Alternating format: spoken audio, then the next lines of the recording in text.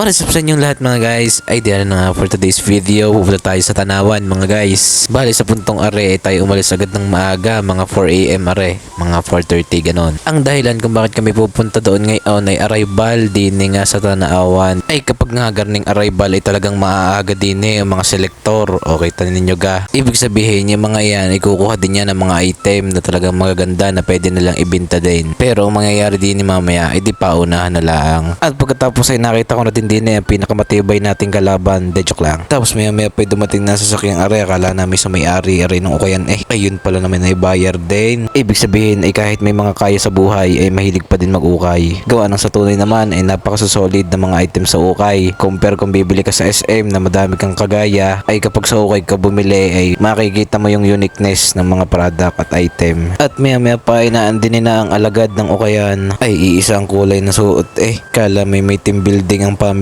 reunion de joke lang. So ayun na nga, nagsimula na magsitayuan din yung mga person sa may tapat ng pinto ng kaligtasan, de joke lang.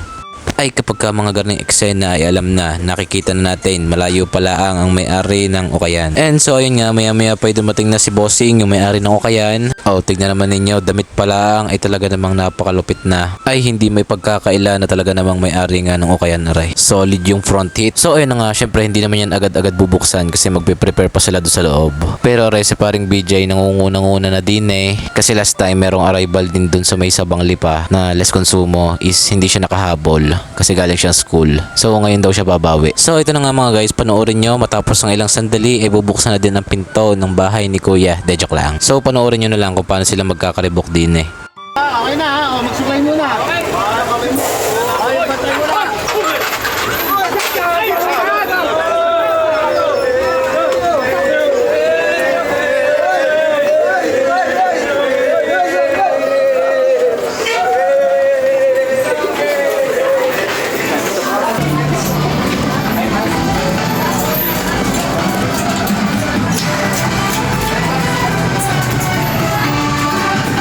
Grabe yung bilis.